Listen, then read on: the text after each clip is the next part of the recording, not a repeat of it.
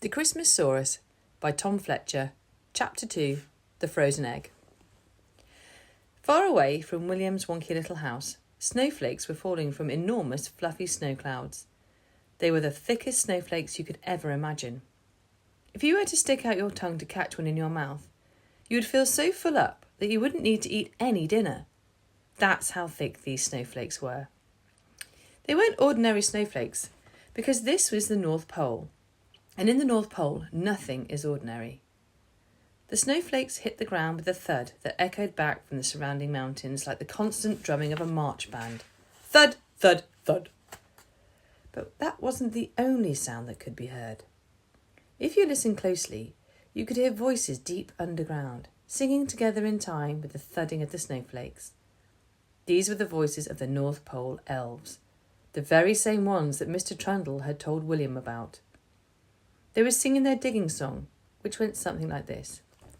Dig diggity dig diggity dig diggity diggity diggity dig diggity dig diggity dig diggity diggity dig. Oh, the elves that dig for diamonds sing hi ho, hi ho, hi ho, hi ho. And the fairies flying high all say hello, hello, hello, hello. But we're not fairies or dwarfs, we're Santa's elves, of course. And the reason why we're diggity digging through the snow, we're digging up toys and games and stuff. We'll keep on digging, though most of us can't feel our fingers, can't feel our toes. But we'll keep digging through the ice and snow. The elves made up songs like this all the time. In fact, the elves of the North Pole didn't speak normally at all, ever. They only spoke in rhyme. For example, if a North Pole elf wanted a glass of orange juice, they would never just say, "Can I have a glass of orange juice, please?" The elf would say something like, "Can I have some orange juice, please? Freshly picked and freshly squeezed. Peel off the skin and pop out the pips and give me extra juicy bits." Or, if a North Pole elf were to say good morning to another North Pole elf, they would say, "Good morning, fellow North Pole elf. I hope your day brings lots of wealth. But if it doesn't, don't worry yourself. Be thankful that you've got your health." They had rhymes and songs for every occasion, and were making up new ones all the time. Some were rather good, and others were awful, but they would sing them just the same. On this particularly chilly December day of digging, there were 8 elves out in the ice mines underneath the snowfields of the North Pole. Their names were Snozzletrump, Specklehump, Sparklefoot, Sugarsnout, Starlump, Spudcheeks, Snowcrumb and Sprout. They were very small, just as Mr. Trundle had said, only about as tall as your left knee, and they all wore the most peculiarly wonderful clothes, from dresses made of teacups to fluffy coats covered in northern light bulbs. They were quite a spectacular sight. Every elf had a different but equally important job. Snozzletrump dug the hole. Specklehump held the lantern so Snozzletrump could see. Sparklefoot lit a fire. Sugarsnout boiled the kettle. Starlump made the tea. Spudcheeks toasted 4 crumpets, half a crumpet for each elf. Snowcrumb buttered the crumpets. Sprout kept watch. They had been digging holes, eating crumpets and drinking tea all morning, and were starting to think about lunch. North Pole elves were very small, but were always very hungry. "We've no more crumpets left to munch," said Sprout. "I'm hungry. Let's go back for lunch." But Snozzletrump wasn't listening. Snozzletrump was inside a long tunnel he'd been digging in the ice for the last 2 hours. He was deep in thought and lost in the song he was singing to himself. "I've been digging through snow and ice for many days and countless nights, so that every girl and every boy gets a special Christmas egg." There was a great gasp from all the elves. Spudcheeks even dropped his crumpet in the snow, buttered side down. "That line didn't rhyme," chimed Snowcrumb from the back of a concerned group. It was very rare that a North Pole elf would ever not rhyme. "I seem to have found something strange in the ground," yelled Snozzletrump, coming back to his rhyming senses. The 7 elves outside the tunnel dropped their tea and crumpets at once and rushed forward to take a look. Specklehump adjusted the great brass lantern he was carrying on a long pole so that it shone its light over their heads.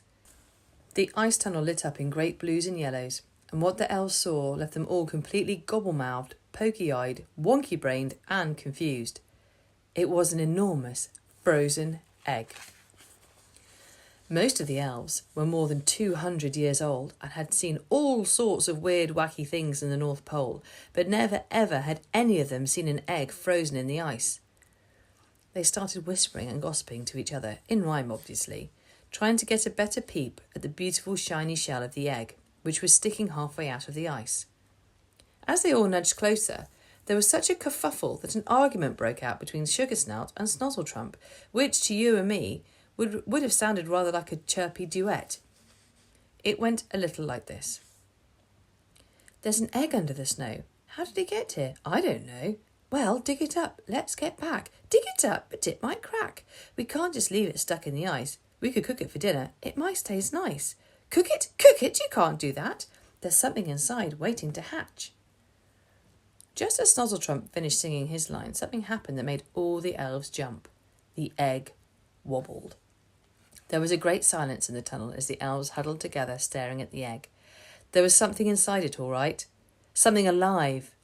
Then all at once, as if they'd been planning this routine for months, the elves started singing together in perfect unison. "Dig up the egg, let's take it back. Dig up the egg so it can hatch. Dig up the egg so we can find what sort of thing's alive inside. A frozen fish? A chili chicken? Santa will know, so let's start digging." All 8 elves worked together to carefully dig out the egg. It was a tricky fiddly business that only North Pole elves could do. If humans had found the egg, it would have been squish-flattened like a pancake. But the elves were gentle, expert diggers. Sugarsnout used the steam from a pot of tea to melt the most solidly frozen layer of ice. Snowcrumb used his buttery crumpet knife to gently chip away bits of ice from around the egg. Starlamp brushed away the loose snow, while Sprout hopped up and down excitedly, shouting encouraging rhymes to help, with a mouthful of crumpet, of course.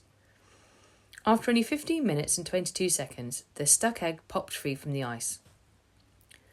All the elves took their wonderfully thick coats and scarves and wrapped them around the giant egg. It was taller than an elf standing on another elf's shoulders, fatter than 3 elves, and heavier than all 8 of the elves put together. It took a great effort for them to carry it. But if there's one thing elves are good at, it's teamwork. They all bunched together with the freezing North Pole winds whooshing over their cold arms, and they carried that frozen egg out of the ice mines, over the snowfields, and took it to the wisest person they knew. The only person who would know what to do with a frozen egg in the North Pole, Santa.